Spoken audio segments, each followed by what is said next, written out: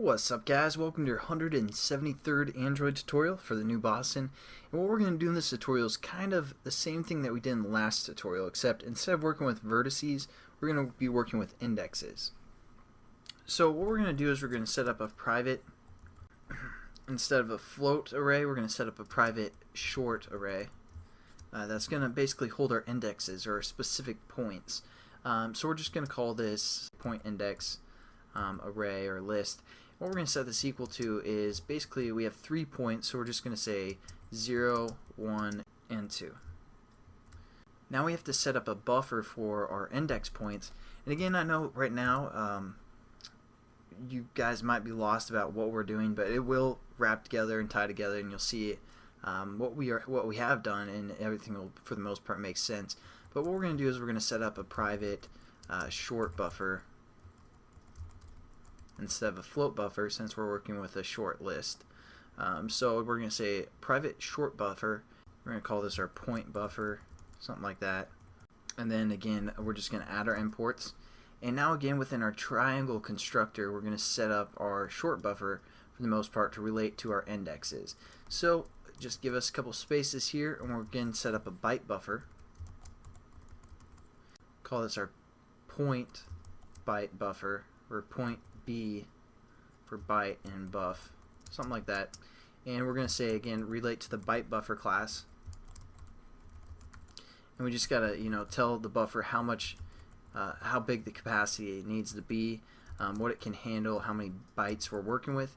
And when we're working with shorts, a short is 2 bytes. So as a float was 4 bytes, all we're going to do is relate to our list of our index list, get the length of that, and then times it by 2. So it's pretty much the same concept. We're just going to say p index dot length times that by 2 for 2 bytes per short. And then we're going to again say our point buffer, or we're going to say our point byte buffer, set it to native order, again just by referring to the byte order and saying dot native order. And again, all this line is doing, we're going to be calling a GL pointer function on these buffers, and in order to do that, we need to say it needs to be in native order. So basically the garbage collector won't be able to access this or move it or dump it. So that's what we need to set up this native order code, and that's all that's doing is relating to, again, the byte buffer that we set up.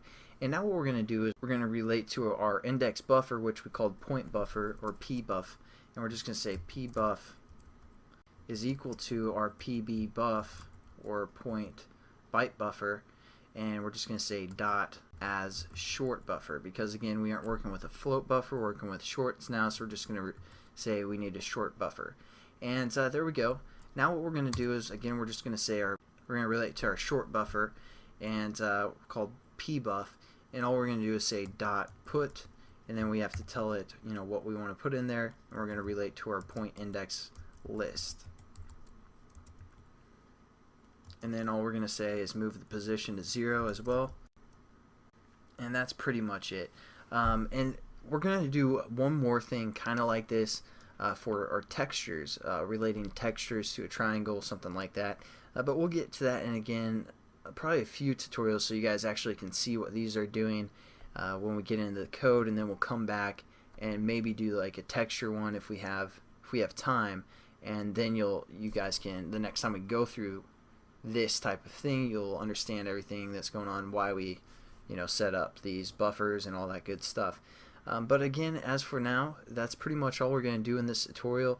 Pretty simple as well. All we did is set up a new byte buffer that's going to be a short buffer, and handle our index or our points, like point 0, point 1, point 2, instead of handling actual our actual all of our x and y values of those points and all that stuff, which we did in the previous tutorial with our vert buffer. And I'll show you guys how we're going to use these as we go through this OpenGL series. But as for now, that's probably it. I know it's kind of a boring tutorial, but thanks again for watching, guys. I'll catch you in the next one. Have a good one.